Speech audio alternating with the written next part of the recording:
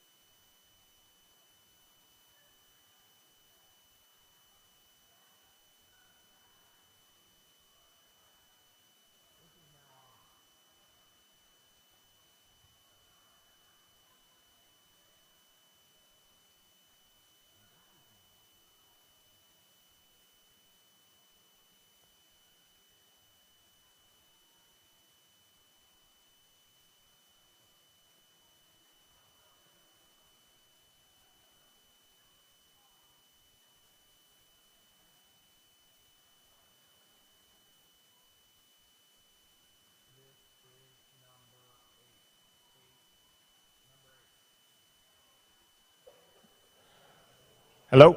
There you go. Just checking microphones.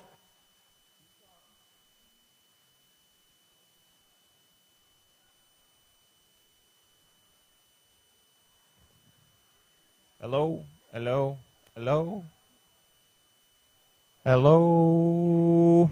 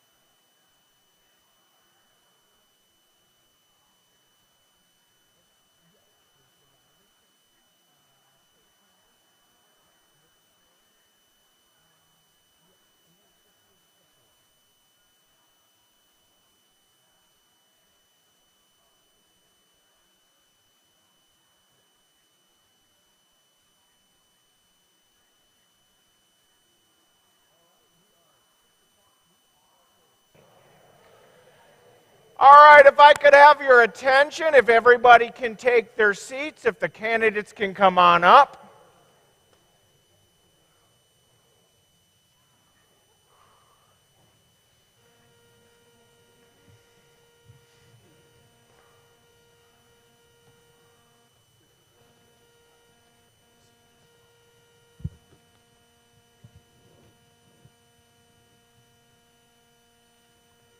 My name is Pastor David, and I just want to say welcome.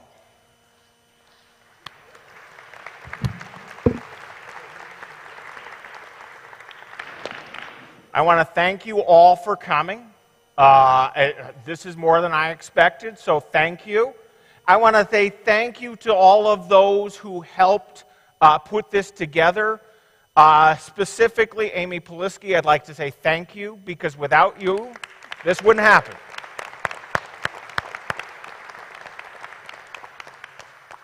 And lastly, I'd like to thank you to the 4 of you, the 5 of you that put your name in, were willing to step up and say, I'm willing to take a chance. Thank you. You need to give them a round of applause.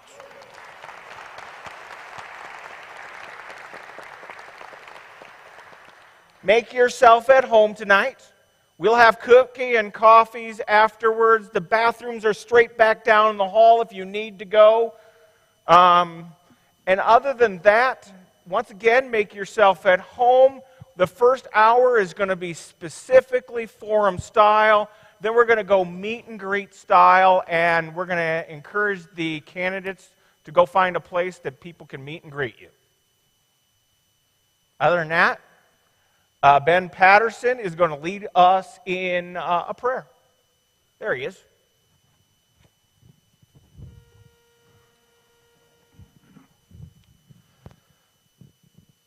Our Father in heaven, we are grateful for the opportunity to meet here tonight.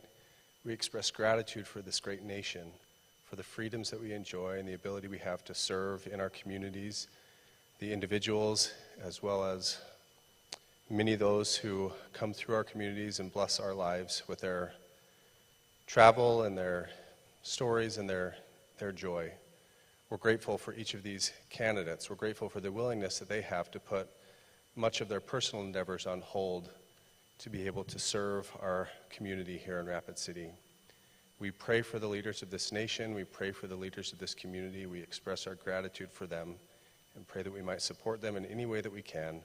And we pray for the Spirit of the Holy Ghost to be with us tonight as we gather together in unity and of many faiths. And we say this in the name of our Savior, Jesus Christ. Amen.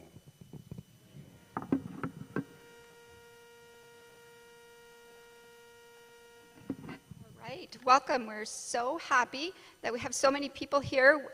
When we came together, there are 4 faith organizations. Pastor David Piper of Calvary Lutheran Church and President Steve Ben of the Synagogue of the Hills and Bishop Troy Carr of Faith Temple, and President Patterson represents the Church of Jesus Christ of Latter-day Saints. So we got together as a committee. We thought, as people of faith in this community, we do a lot, and we can do a lot, and we could provide a comfortable place for members of faith to learn about the mayoral candidates and gain a little bit more knowledge so that when they go to the polls, they feel comfortable and positive about who they're voting for. So we're happy to have all of you here tonight. It is our desire as an interfaith coalition to have each candidate focus on local issues tonight, things that are facing our community directly, and not spend time addressing things that are statewide or national issues, because the mayor will lead our community here, our intimate community of Rapid City. So we would like to encourage the candidates to please focus like a laser on local issues and help us understand how we can move forward as a community, focusing on our potential for the future. And we would really like to understand your vision for that future tonight. We've created 3 separate questions as a committee. We feel like they're pretty broad, and so we will ask those 3 questions. Prior to that, each candidate will have 3 minutes to introduce themselves, and then they will each have 5 minutes to answer the 3 questions that we have. The order that they will go in, we will draw from a basket before each question so that it's fair and random. And I'll ask Amber Hoffman, a member of our planning committee, if she would come up and draw the order that the candidates will introduce themselves. Yep, I guess I can draw. Okay, so first we'll have Brad Estes introduce himself. So you got number 1. And then after Brad, we'll have Jason Solomon. And then after Jason, we'll have Ron Weifenbach. Ron Weifenbach will go 3rd. And then Laura Armstrong will introduce herself last. So, Mr. Estes.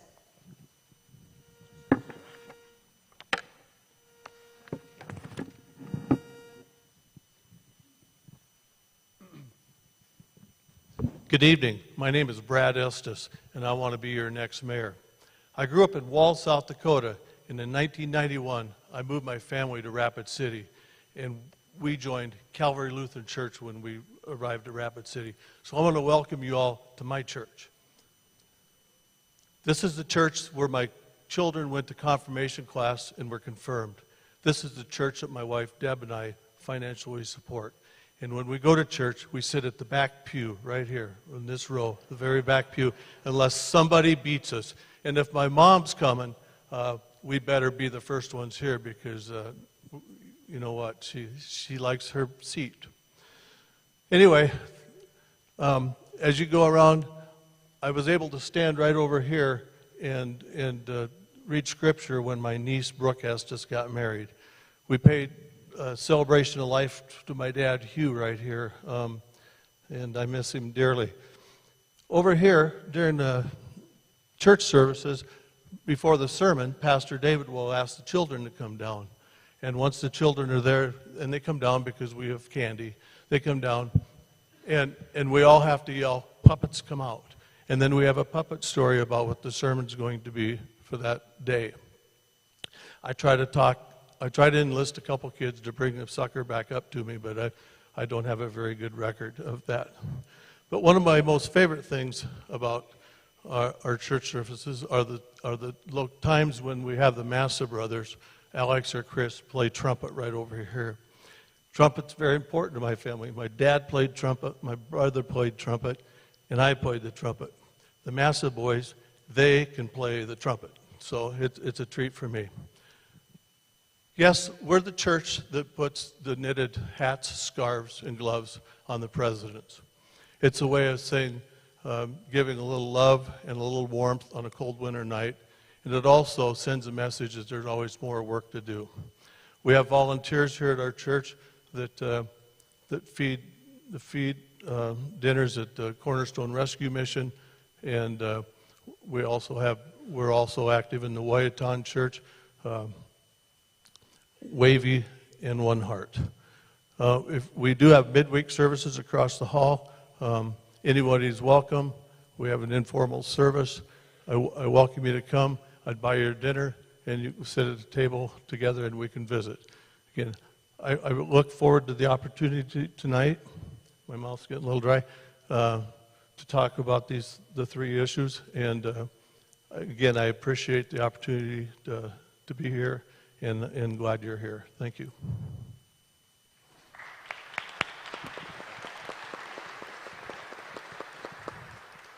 Well, thank you all for showing up here tonight. My name is Jason Solomon, and it would be my honor to serve as your next mayor.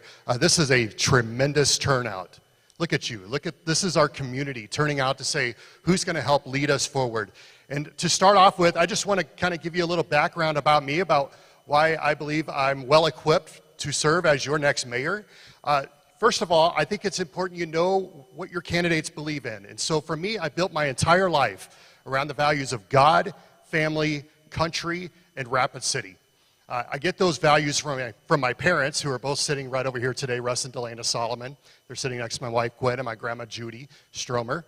My parents instilled strong values at an early age. My dad laid carpet for a living. My mom stayed home and helped raise us kids. And today, they've gone back to school to serve as EMTs at the Rosebud Reservation, as well as Dad drives a school bus. Mom works at Trinity Lutheran Church as the bookkeeper, but that's not why they're qualified to be mayor. You want to hear why I'm qualified to be mayor, right? Well, currently I serve as executive pastor at Fountain Springs Church. That means I oversee the staff and operations. I've been there 4 years. I have a long history of ministry. My faith is very important to me. I make no bones about the fact that my faith is of utmost importance. It's what guides every decision I make and every direction I take. Prior to that, I spent over 12 years at Black Hills Federal Credit Union, where I served as vice president of operations and strategic services. I also worked in the Fortune 500. I even delivered newspapers as a little kid. But when I graduated high school from Stevens High School, I enlisted in the United States Air Force. And that's really where I learned and grew into the man that I am today. The military taught me 3 core values I carry with me. That's integrity first, service before self, and excellence in all you do. Those are the values I will bring with me should you choose to elect me as your next mayor. So these values that I live by, integrity, service, and excellence, and also that you know what my priorities are with regards to my faith, my family, and our freedom. These are the things that will guide me. These are the things that I think will make Rapid City an even more special place to live. Because listen, Rapid City is on this cusp of something special. We have to look at how do we make the most of our opportunities while meeting our challenges, while keeping what makes us special. That's why I'm running. I'm running for the future of Rapid City, and that's the question that's on the ballot. What does the future of Rapid City look like, and who will help lead us there? Well, for me, I'd be humbled and honored to serve as your mayor and help lead us to make this the best place possible. Thank you again for being here tonight. Thank you to the organizers of this event, and God bless you all.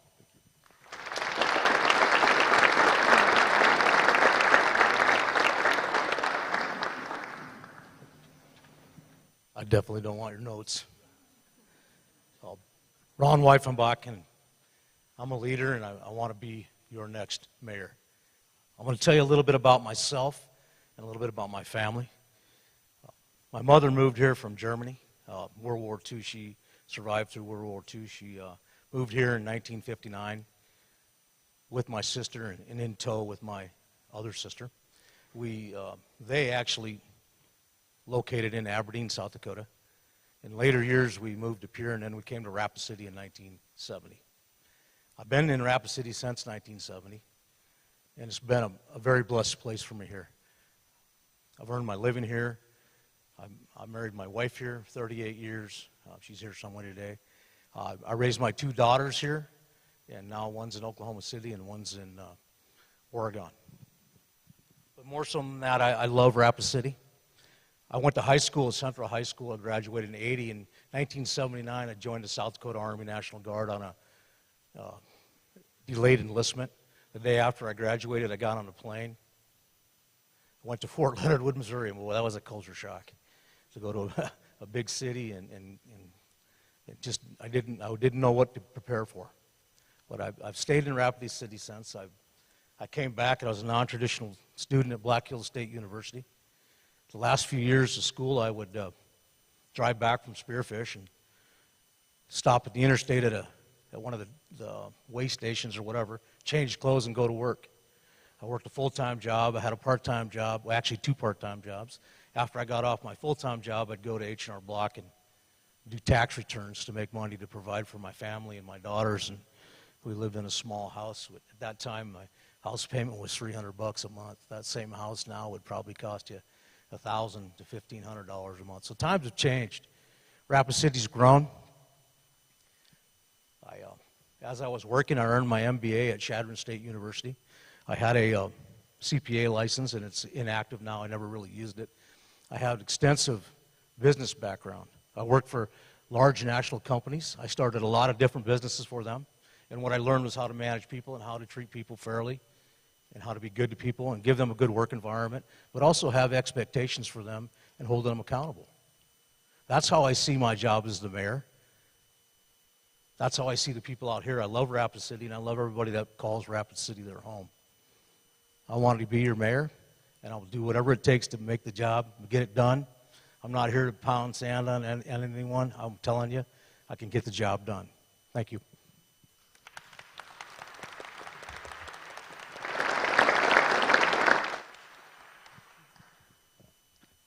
Good evening. My name is Laura Armstrong. For the past 6 years, I have served on the Rapid City Common Council, 4 of those years in leadership positions, 2 as council president. Tonight, I'd like to share just a quick personal story because I think it's relevant to tonight's forum. Years ago, I had the opportunity to travel abroad to Israel to study religion. We focused on the big 3, Christianity, Judaism, and Islam. I walked into that experience absolutely convinced that all my preconceptions would be confirmed regarding our significant religious differences. For months, I traveled across Israel, going to historic sites. I wandered the streets of Jerusalem. I prayed at the Western Wall. I visited the Dome of the Rock, climbed Masada, went to Bethlehem and Tiberias. To say that was a profound and life-changing experience is an understatement. I soon realized, despite our differences, we have so much more in common than we give ourselves credit for. Think about it. All 3 of those religions emphasize the importance of faith and family, to love one another, to be patient and kind, perform acts of forgiveness and self-sacrifice.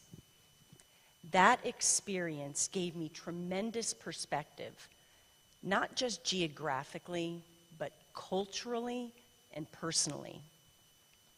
My time in Israel shaped me as a person and is directly responsible to my current leadership style. I left with valuable lessons, such as we should welcome alternate points of view, look for compromise during conflicts, don't focus on our differences, but rather highlight, celebrate, and build on our similarities. I firmly believe we are better solving our issues together as a community. That has been my philosophy over these last 6 years, and I will continue that same philosophy as your next mayor of Rapid City. Thank you.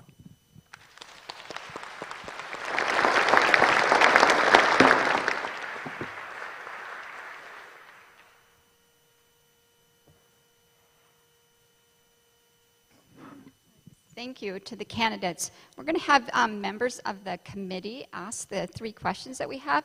But really quick, I wanted to say a welcome to a special guest. We have a troop of Boy Scouts here, young men and women learning about serving their community and how important it is to come together. And I think this is a great example for them.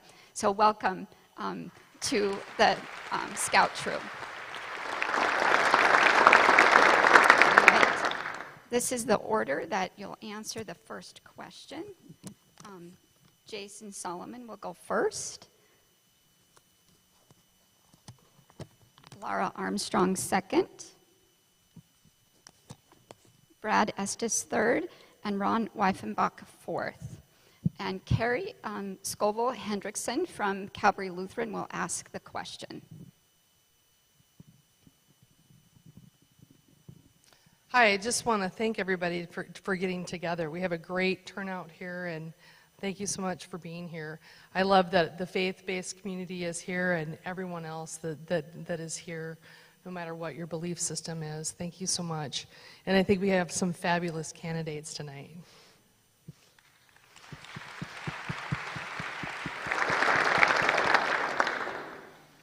So the first question is, what is the biggest issue you see facing Rapid City, and how will you address that issue? How will you integrate and involve the faith community of Rapid City during your tenure to address this issue?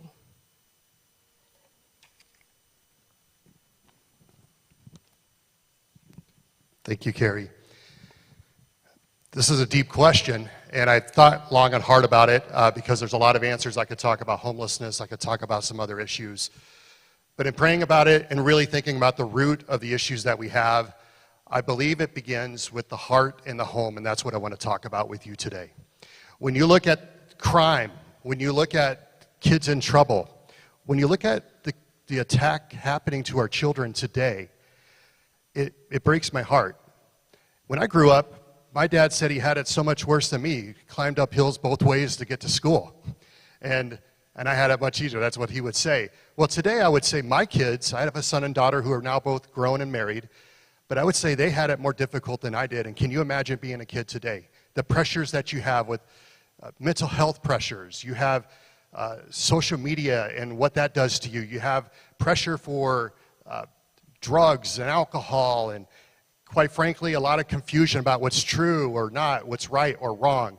And so I want to talk about the heart and the home. Now, the mayor doesn't necessarily have authority over your heart. That's between you and the Lord. It doesn't necessarily have all authority in your home unless you're hurting your child. But I think it's important that the mayor, whoever's leading, talks about these issues because it really matters. Because quite frankly, we're going to talk about dealing with symptoms of our social problems, and a lot of that begins at home. And so as mayor, you need to know this. I'm going to work to promote stronger families. We need it. We need moms and we need dads. And I know sometimes marriages don't work out, but that does not mean we can't have loving moms and engaged dads, because quite frankly, if you look at the people that are in our system, if you look at the people that live on the streets, I would dare say, what was your home life like growing up? What kind of trauma did you have? What kind of experiences did you have? I would say that it would begin in the heart and the home, and we need families to step up. We need parents to step up and love their families because it's costing us. It's getting worse and worse with every generation. And you say, that seems kind of preachy. Well, I would tell you, is it getting better or is it getting worse? Is there a breakdown in the family or is there not a breakdown in the family? And quite frankly, if we're going to get to the root of the problem, we need churches engaged, preaching the truth, teaching us what's right and wrong, what's good and evil, but we live in a day that we don't trust one another. Trust is at an all-time low. It's one of our major issues. Why is trust so low? Well, because we have no truth. Truth is relative. Your truth is your truth. My truth is my truth. Does anyone believe in right or wrong or good and evil or light and dark? Does anybody believe in a true north? Are these values that we share? Because if we don't share values that said, here's what's right and here's what's wrong, then we are never going to get anywhere. That's why faith is so important. That's why our Constitution is important. Our Constitution is built on protecting our God-given rights. How do you know perjury is wrong? Perjury is wrong, right? I assume you. How do you know that's wrong? Because lying is wrong. How do we know lying is wrong? Who says? By what standard? These are the things that we need, and you talk about part of the question is, what can churches do? We need churches to teach and reach out to the next generation. Your churches should be filled with young people. You should be instilling those values, teaching them the way to happiness, the way that God meant for them to live. When we do that, they will grow into adults who raise those kinds of kids. But my concern is we aren't seeing that, and we're seeing the devastating effects of it. So one of my motivations for running, one of my motivations for leading in our community is to support stronger families. We need it. It begins in the churches, it begins in the heart. Churches have a huge role in doing that. Now then, you talk about the children that don't necessarily have loving families, and that's where a community rallies around. We have excellent nonprofits, we have excellent churches, we have excellent people doing amazing work. So I would challenge you, are you a mentor to a kid in need? Are you giving to nonprofits that are actually making a difference? Are you a part of a church community that is speaking the truth and giving love? Even when it's hard, you got to give love. Every child wants to belong. Every child wants to be safe. Every child needs to be nurtured. Every child needs to believe they can do it. And it begins with us. So I'm challenging all of us, whether you vote for me or not, more important than that, I'm challenging all of us to invest in the next generation. That's where our greatest problems are, and if we get that right, it will produce good fruit down the road. Thank you.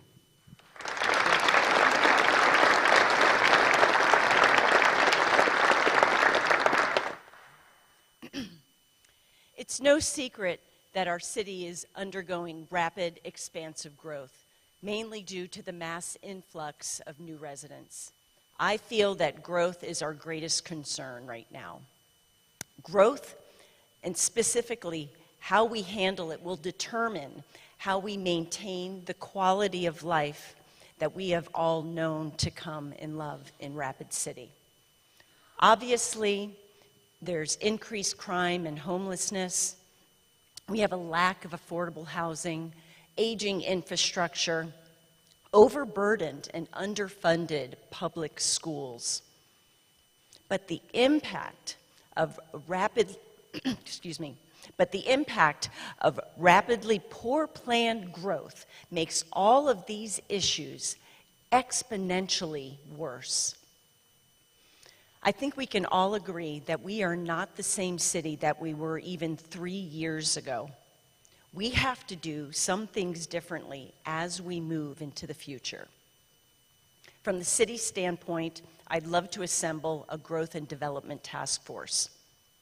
We can modify our ordinances, review and update our zoning laws and our building codes. At the citizen level, we need more positive and productive involvement from our constituents. Please join a committee, a board, a commission, volunteer. We need help. But we especially need our faith-based organizations because we all look to our spiritual advisors for guidance and reassurance. Encourage communication, collaboration, and cooperation. Lead efforts in community improvement projects, food drives, creek cleanups, mentor, help our seniors, help our students. Our faith-based organizations can encourage their parishioners, their friends, and their families, get them motivated too.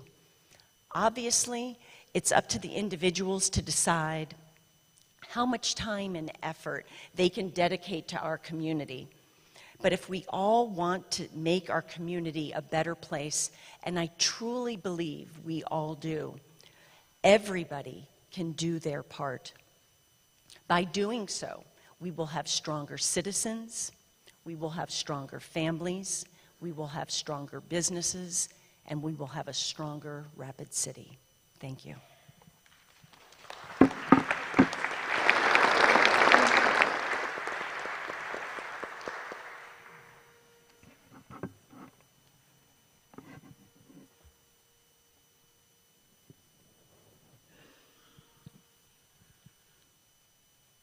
As I look out in the crowd this evening, and I want to talk to you a little bit about some thoughts I have on homelessness, I feel positive that it doesn't matter what the problem is. If we all work together, we can solve it. Homelessness is something that we cannot solve by either arresting our way out of it or buying our way out of it. Homelessness is not something that big government can cure. It takes community. And then as I look at our homeless population that are stricken by drug addiction and alcoholism, I have to look at my own self and reach within. I'm a recovering alcoholic. I've been sober for a little over 36 years. And I tell people my life looked a lot like that movie Twister. When I looked over my shoulder, there weren't combines and cows flying through the air, but rather people. As an alcoholic, I hurt the ones that were closest to me. I hurt the ones that loved me the most, and that's what we do. We hurt the ones that love us the most. I was not capable of having a relationship. I took hostages.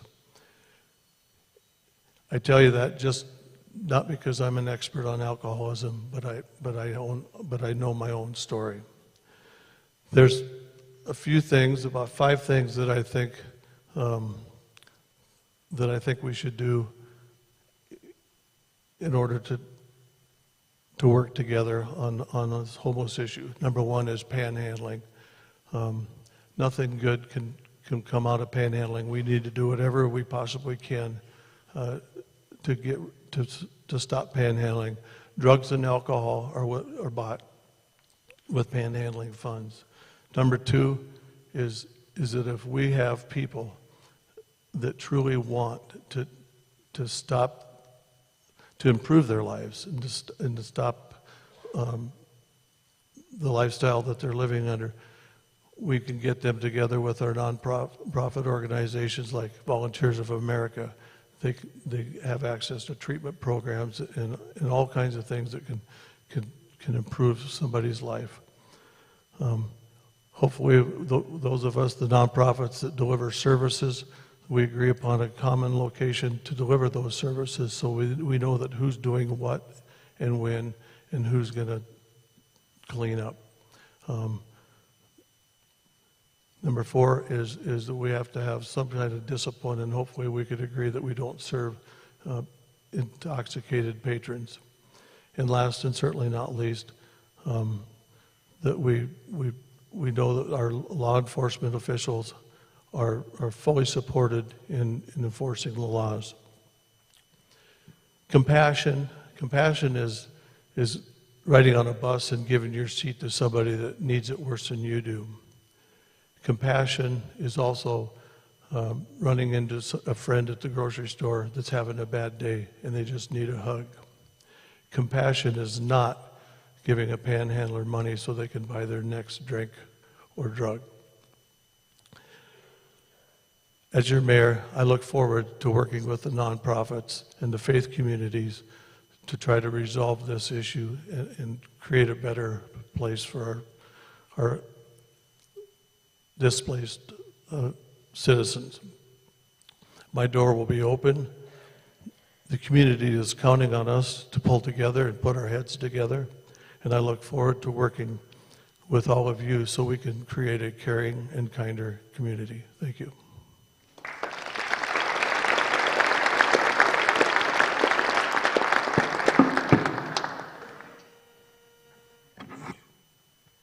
Thank you.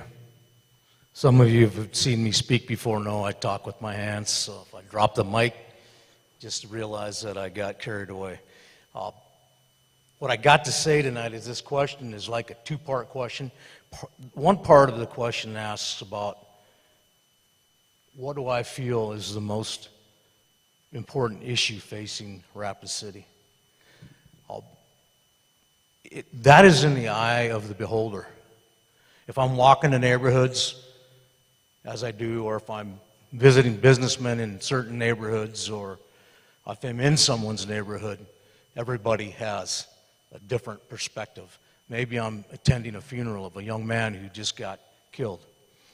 Maybe I'm knocking on doors to see who likes me and who don't like me. And I'll tell you, if you want to find out who don't like you, just knock on their door unsolicitedly. And then the second part of the question says, what can the faith community do, and what will I do to include them? That's an important question because I would ask each one of you what you can do. That's an important question to understand. We have driven our car lately down the road and the steering wheel, no hands on the steering wheel. That has created issues in our community with the growth that we've had with it that people aren't comfortable with. We have to, first of all, get our hand back on the steering wheel. Then we got to make a decision. Are we going to go off the road? Are we going to stay on the road? Are we really going to do what it takes, or are we going to keep talking about it? We all know talk is cheap. That's what we've seen in the past. That's got to change. And it's not only going to take the faith community to change it, it's going to take our entire community. Those who may disagree, those who may agree, those who may see one thing as important to them, another person over here sees this thing important to them. We got to quit talking about it and get those people in the room and make decisions and get things done.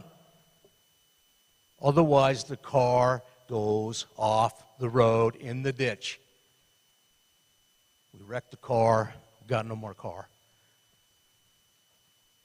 that's what's going to happen if you don't elect a mayor who understands that, who understands you have to call on everybody in the community.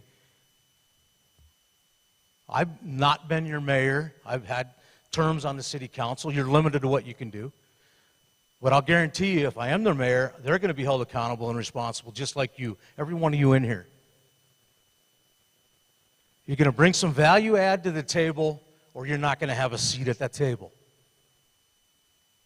That's the only way we're going to resolve the issues. We could talk about panhandling, we could talk about crime, we could talk about housing, no housing, all these things. There's solutions for them. There's roads that we can take.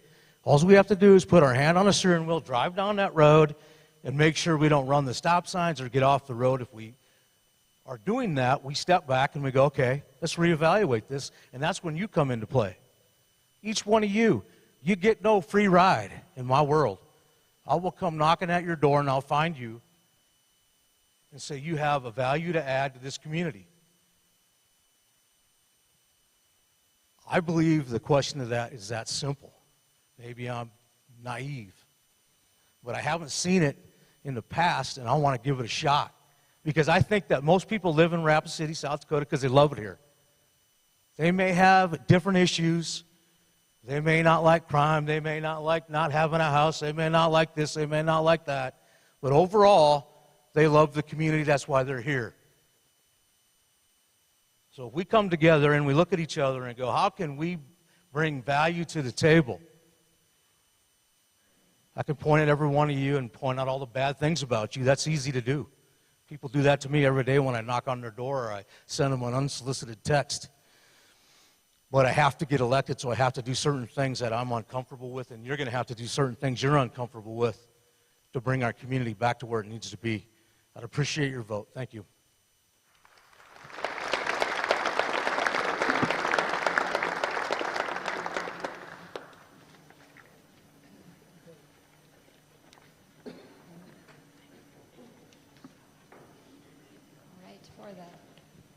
Second question, we'll hear from Ron Weifenbach first, Laura Armstrong second, Jason Solomon third, and Brad Estes fourth. And asking the second question is Rachel Linval. She's a committee member from the Synagogue of the Hills. Good evening. I'd like to echo the thanks to all of you and to all of our candidates for being here this evening. So now for our second question. As mayor, you'll play a large role in setting the tone which creates the culture of our community. So currently there are many divisions among the people in this nation, the state, and even in Rapid City. So the question for you is, how will you build bridges, heal the divides, and inspire people, bringing them together to work towards making Rapid City livable for all? Thanks.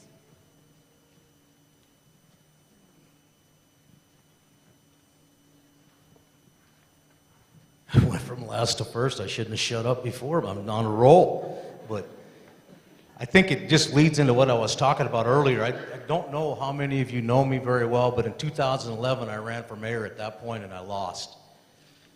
One of my campaign slogans was, the mayor sets the tone.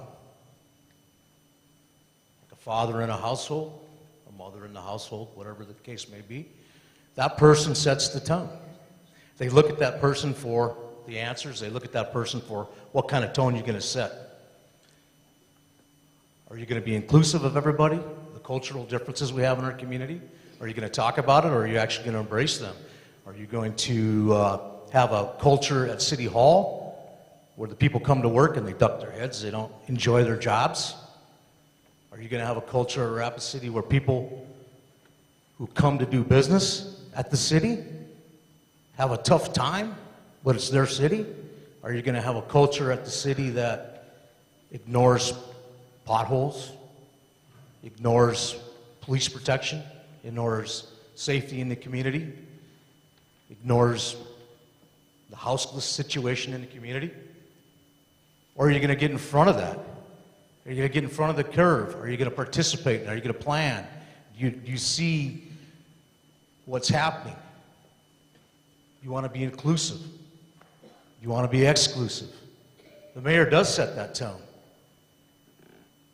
And some people may be uncomfortable with that. I personally think that's the only way to make things happen. Things that you may do that go against your moral character because they're legal. Things that you may want to change. You have, as the mayor, you are the administrator. The people that work in the city work for you. People that have first contact with the city come to the mayor. Are you going to have an invitation? Are you going to have an open door policy? Even though those people may be hostile to you, they may not like you for some reason, they may not agree with you. You have to embrace that. You have to embrace the fact that people are going to challenge you. They're going to make you stronger by challenging you. You set the tone is a great question to pose because that's the reality of it. I haven't seen that tone set for a while. I think I'm the guy that can set that tone, and I will set that tone, and I will listen to people. I don't care if you disagree with me. Sometimes it makes me, and most of the time, it makes me a better, smarter person filled with more wisdom by listening to the people in the community. Having a great community, and as all three questions that I kind of lead into each other, the next question talks about inclusivity of the community, which is important to have a great community. But setting the tone is the most. And I asked you earlier what you're doing. I'm going to share this with you. I have a Thursday meeting with a young man at General Beetle every Thursday morning. And we have 30 to 45 minutes together. And we sit and we talk. To him, it's like the greatest thing that ever happened. To me, it is one of the greatest things that ever happened. If I had to choose between being your mayor or going and sitting with that young man and making a difference in his life, that's what I would do. So I think each one of you can make a difference in someone's life also by setting the tone. Set the tone in your family. Set the tone in the community. Be a good person. Don't speed. Don't do those things. Don't raise heck with the neighbors. Forgive your neighbors. That's how you set the tone. You work with your city council because they're the actual guys that make the rules, the legislative body. Make sure they understand and include them in the conversation. They'll bring to you the people in their community with their issues, and you set that tone. When you're up there, you're the conductor of the meeting. You set the tone there. You make sure the meeting's ran like it's supposed to be ran. You make sure your council members are fully informed. You make sure your staff understands what they're doing, who they work for. When people come to the city to do work, that they're invited. There's an opening feeling. So, with that being said, the mayor sets the tone, and I'd love to set that tone for you.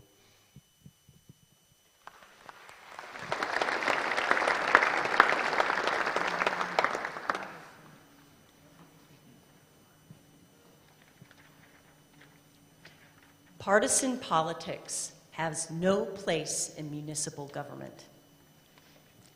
I made a conscious decision and chose the color purple as my official campaign color because that symbolizes my bipartisan method of governance. How do I build bridges, heal divides, inspire people, and bring them together?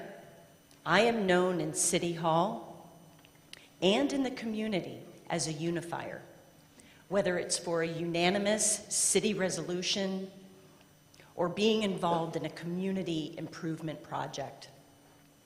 Long before campaign season started, I was active and engaged in the PTA. I volunteered at the Humane Society, I volunteered at the library, but more recently, I'm doing community murals, ADA picnics, addressing racial relations, creating and mentoring our youth city council. I've encouraged our council members and community leaders to get involved as well, because I think it's important to lead by example. Just a few months ago, in February, Ann Brentlinger from School of Mines and I coordinated a strategic plan forum. We brought together 12 major stakeholders and got them all in a room to share our strategic plans. We were looking for overlap so we can achieve our goals together. In addition, 2 weeks ago, I issued the 6 weeks of service to our community. I saw forums like these as an opportunity to come together. Regardless of who you support, we can all come together and do product drives. We've done a diaper drive, we've done a canned food drive, and on Thursday we're going to do a feminine product drive. This is who I am. This is what I do. I've always been community-based. I participate because I feel that's expected of me, but that was even before I was elected to council. But even more so now that I'm on council, and I will continue my service to community long after this campaign is over. Let me repeat, partisan politics has no place in municipal government. I am campaigning for a nonpartisan position. That's how I served these last 6 years, and that is how I will serve in the next 4 as your new mayor. Thank you.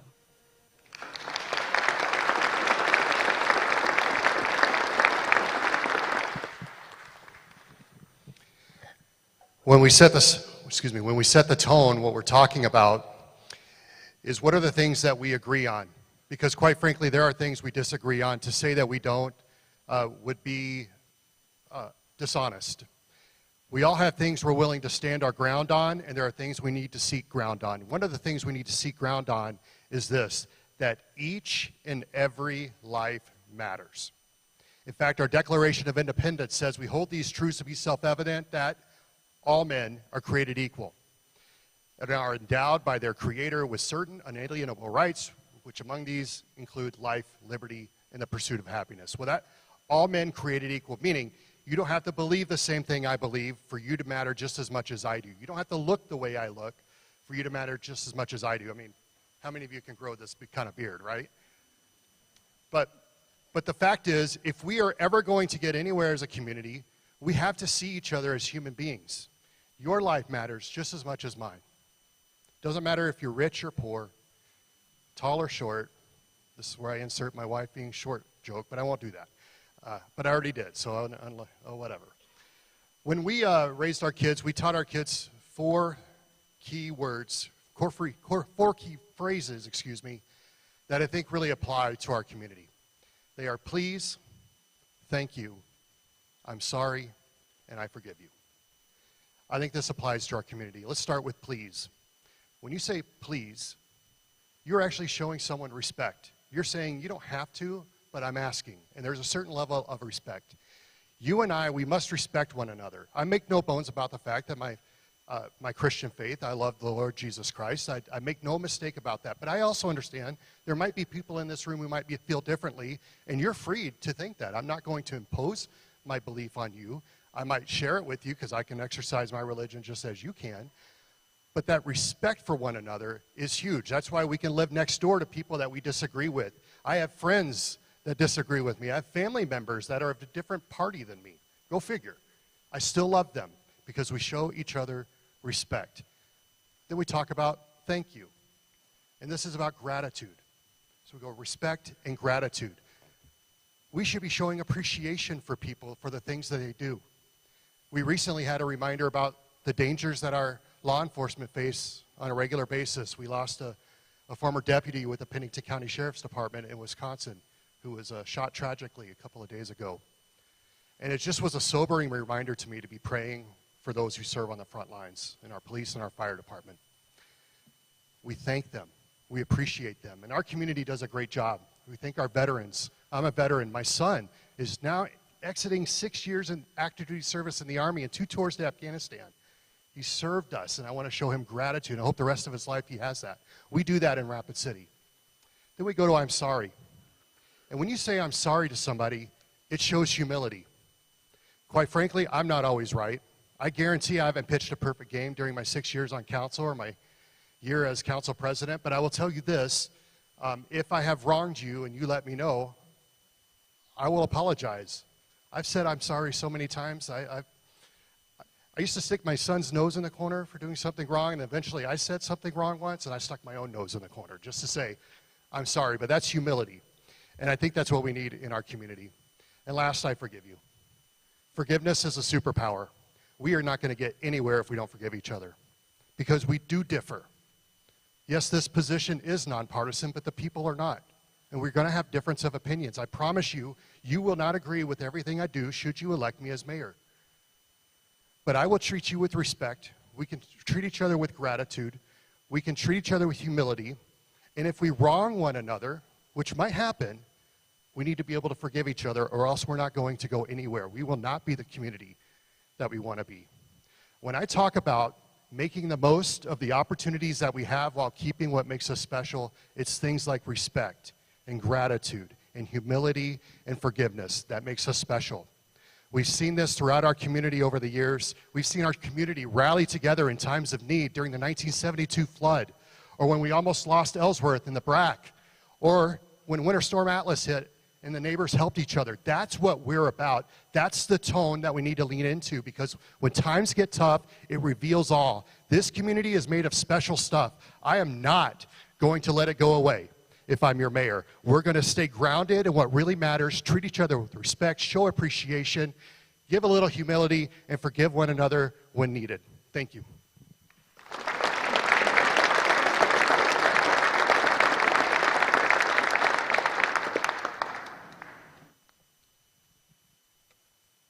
Thank you for the question.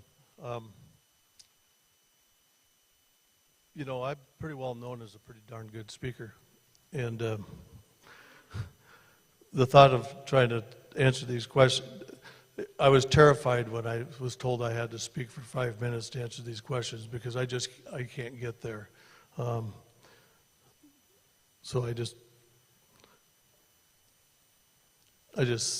I'm learning how to communicate again as a candidate for mayor. I spent 4 years on the council. 6 years ago, I spent 4 years. My last 3 years, I was on leadership. I was vice president my second year, and the third and fourth year, I was president of the council. And one thing that I earned on my last 2 years was a reputation of being a consensus builder. And that, I take that as a compliment. It means a lot to me, because it meant that I was willing to do one thing really well, and that's to listen. You just can't solve problems unless you listen to the people that are being affected by the problems, and try to come to a conclusion as to how we can help that. As your mayor, that's what I want to be, as a consensus builder. I want to invest in listening. I want to be able to build a solid understanding of what the issues are, talking to the people who are impacted by them, and then being able to facilitate change through consensus building again, in order to create a better environment. It's the mayor's job to make sure that we keep focused and nurture the growth that we can have through building consensus and listening to our constituents. On another side of bridge building, I think of what happened. This happened when in the Boeing days, the B-52 days, the B-1 days, and now the B-21 days. The other day I was out at Terra Sancta, and I met a gentleman who came to Ellsworth as an airman in the 60s. He served his 4 years, and he and his wife loved it so well, they stayed. And his professional career was as a firefighter, as a police officer for the city of Rapid City. But we all know the stories. We have people that come here, they serve, and they love it, and they stay. And I believe that that's what we need to do with the B-21. We have young families, we'll have young couples with families moving here, and we need to make sure that they understand that they're welcomed and they're appreciated, and that we hope that they become a solid part of the fabric of our community, and that when they're done with their tour of duty and their service, that they stay here, raise their family, and become, like I say, part of the community. I know that's a little bit different take on building bridges, but I still think it's very important that we pay the respect to our servicemen and women, and they're a great part of the community, and they're coming, and we need to let them know we appreciate it. I appreciate your time. Thanks.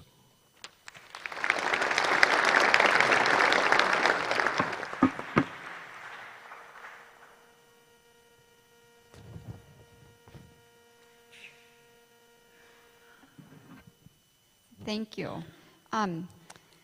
For the third question, we will hear from Mr. Weifenbach first, Brad Estes second.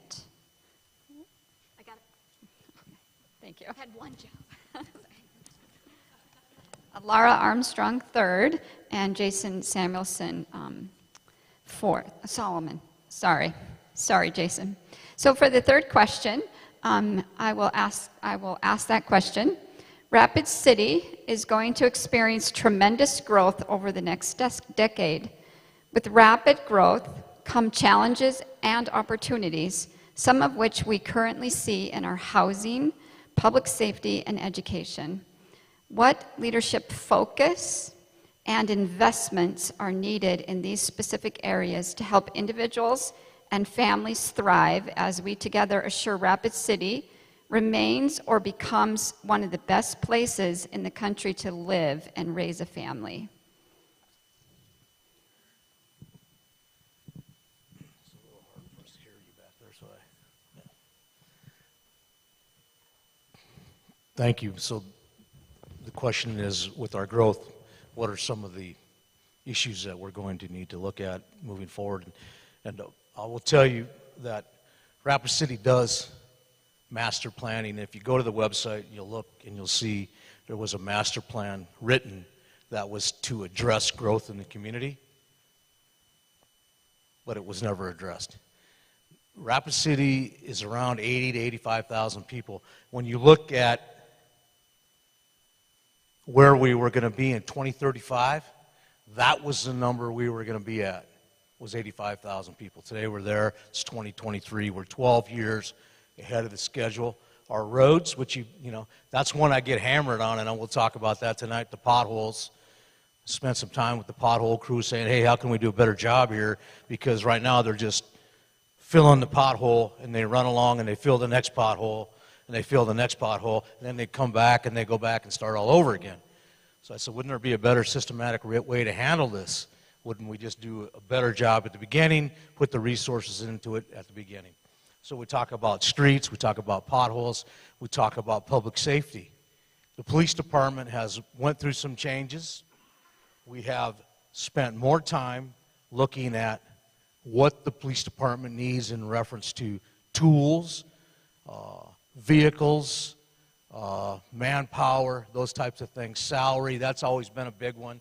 Salary's been a conversation throughout the city, in our landfill department, in our street department.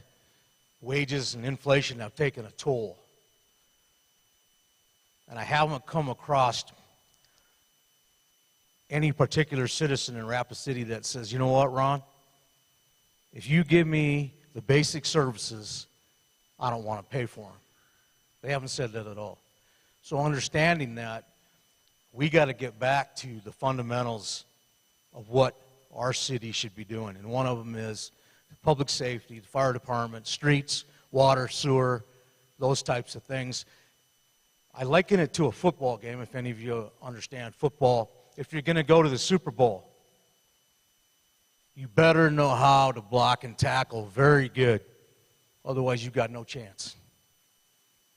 Rapid City has not spent a lot of time on the fundamentals of water, sewer, infrastructure, quality of roads from the very beginning. We talk about the growth in the community, you talk about housing. The reason we have a housing shortage is we didn't plan. If you're a developer in Rapid City building houses, you're almost an anomaly. There's very few of you left. They've gone to Box Elder, they've gone outside of town, they've gone other places just because of the red tape and the overreach. Red tape and overreach does what? Costs money. So, and then all of that is put on the back of the developer, and then all of a sudden they maybe start to cut corners. We got roads. When we have bad roads that are brand new roads, there's one of two things wrong, right? Either your criteria for building that road was incorrect, or your follow-up to make sure that road was built correctly was incorrect. One of two, but yet we keep building. We didn't change a thing. We're not doing anything different. That's going to change when I'm your mayor. That will change. There's no doubt about it. Because this growth in our community has exposed the cracks within our community. And it's time we get on them, and I don't want to start with a Band-Aid, just throwing the potholes in. I want to get down to progress. I want to get down to innovation. I want to get down to accountability. I want to get down to transparency. Our website is almost an embarrassment to our city at this moment. I can get on Sioux Falls on my phone, and I can find out within 5 minutes what they're building, what's happening at the police department, what's happening with snow removal. I know where the snow truck is. Is he coming down my road? Just by getting on my app. The mayor in Rapid City needs to use this position, the second largest city in the state of South Dakota, to demand something for our community. It hasn't been done in the past. It's got to be a bully pulpit. It's got to be a position that has a strong person that says, you know what, Governor Noem, we're the second largest city. And she wants to participate. There's no doubt she wants to participate. If you know her, she wants to be in Rapid City. She wants to help Rapid City. She wants to give Rapid City some of that extra money they got hanging around down there. But until we demand it, it's not going to happen. So thank you.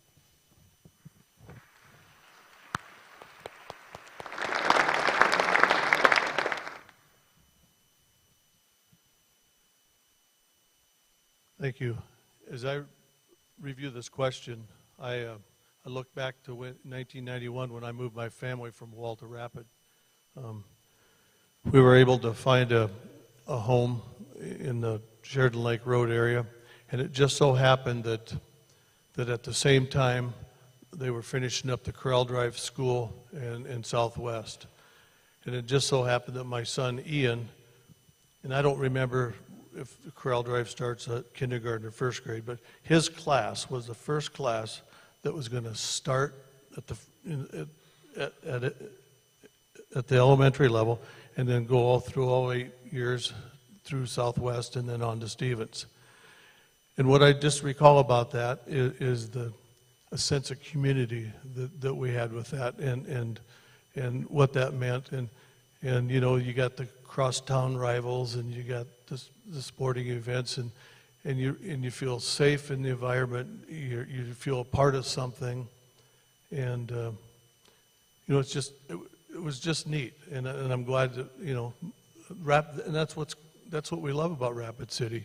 It's a great place to raise a family, and we do have a housing shortage. But I think if you're like myself and you drive around and you see the number of multifamily projects that are being built, we need the housing. We need it desperately.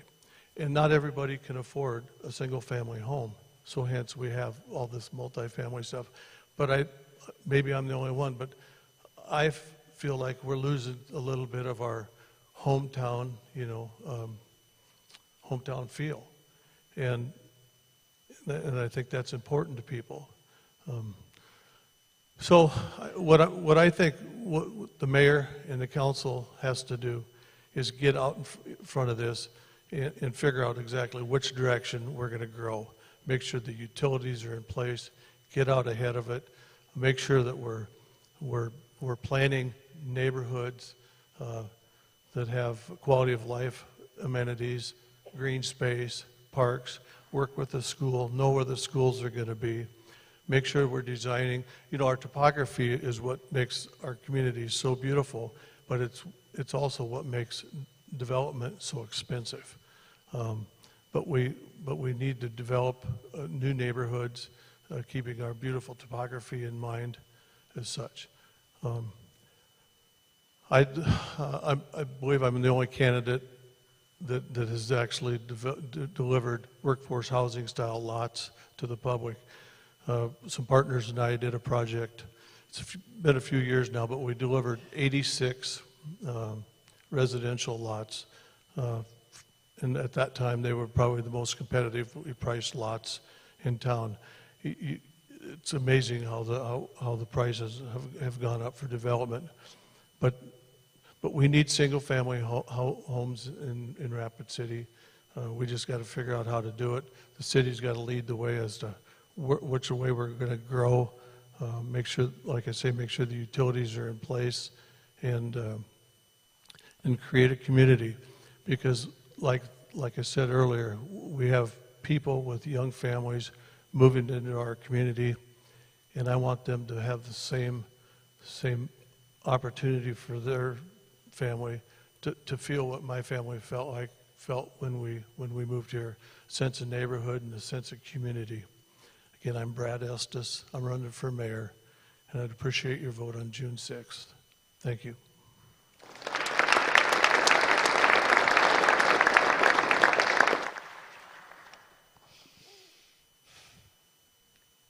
There's a spirit that attracts people to these lands, whether it's for culture, tourism, residence, or business. We have a lot of critical needs here in Rapid City, and on top of all these current issues, the B21 project is coming, and with it are changes and challenges. It's estimated we're getting a new influx of about 5,000 people. I see that as opportunities for new perspectives, new ideas, and new solutions. The mayor should not be reactive, but be proactive and lead the way in the city's growth and development. It's essential to have vision. It's critical to formulate and activate a plan. And it begins with that growth and development task force that we will bring forward. We all know that growth is inevitable. We can grow, but we must do it in a smart, strategic, and sustainable way.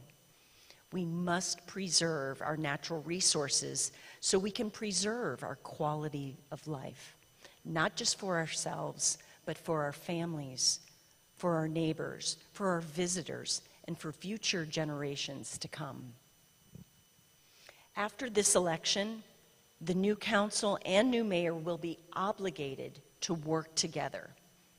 We must be good partners in our city, in our community, at City Hall, and with Ellsworth.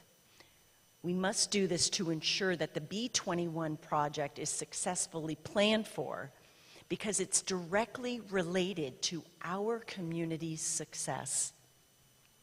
As your new mayor, I assure you Rapid City will be an active and productive part of this historic moment. We want to make a positive and strategic impact, not just for now, but as an investment in our future. Thank you.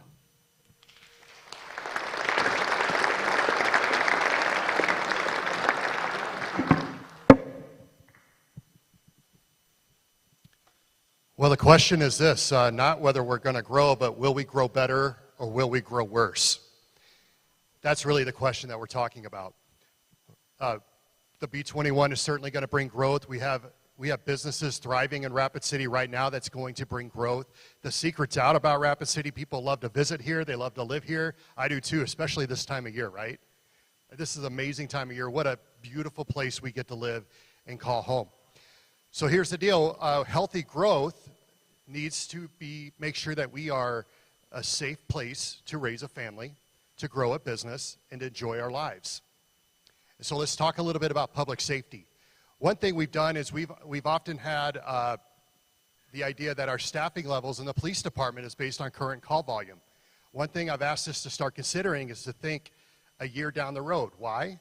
Because it takes about 9 to 12 months to train a new police officer. So what we have to start doing is thinking, what's the need going to be a year from now, reverse engineer that back, and make sure that we have the funding in place to hire and recruit those kind of police officers to serve down the road. Currently, we're down about 20 police officers. We were, just by a few months ago, down 34 police officers. Well, we're making progress. You want to know why? And this is important because anything we tell you we're going to do, you should look at our records. All of us up here have served. You can go search us online, search the journal, search your favorite news media outlet. You want to know why we've made inroads? Because we have, me and the council, this is not just me, but the council as well as the mayor, we've improved the starting salaries for police officers. I had heard that Box Elder was paying more for their police officers than we were. Well, we went ahead and changed that and made sure that we are more competitive than Sioux Falls is.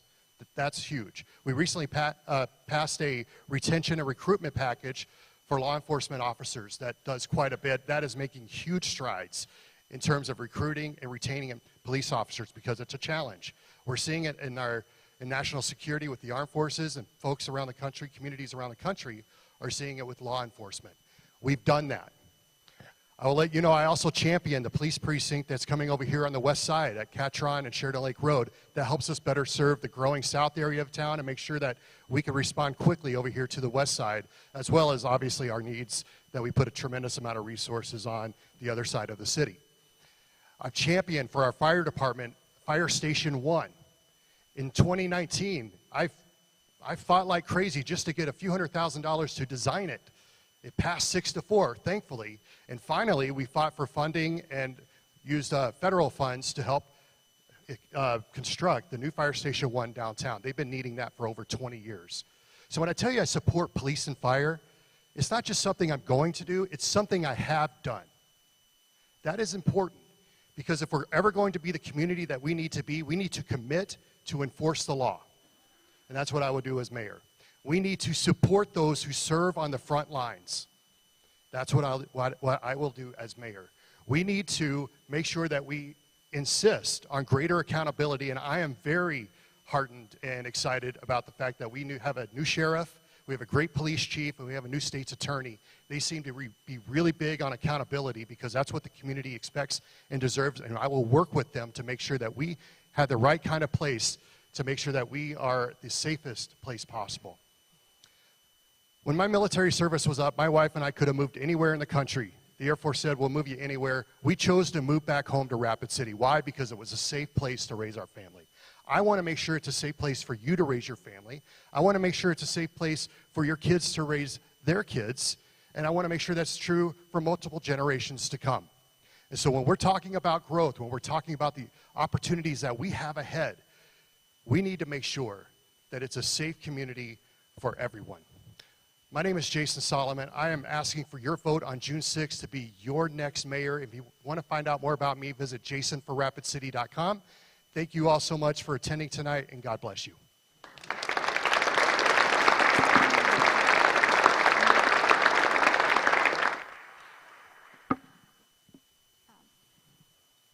I think we've heard some new things. Hopefully you felt like it's been worthwhile. And now after we have a closing prayer by President Steve Ben of the Synagogue of the Hills, we'll go to the fellowship hall, which is out these doors, and you'll have a time to meet and speak with the candidates yourself. Don't forget to stop by and get some cookies and some things to drink. I would just like to say thank you again to Calvary Lutheran, the Synagogue of the Hills, Faith Temple, and the Church of Jesus Christ of Latter-day Saints for coming together and having the vision to provide a forum where you could come and learn more about the mayoral candidates. So thank you for coming, and don't forget to vote and encourage your neighbors to vote.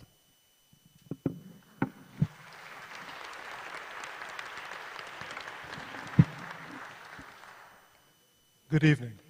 We come together as a community, and it is gratifying to me that this is probably the best demonstration of a civic event and serves as a great demonstration for all the youngsters who are with us to see how community works.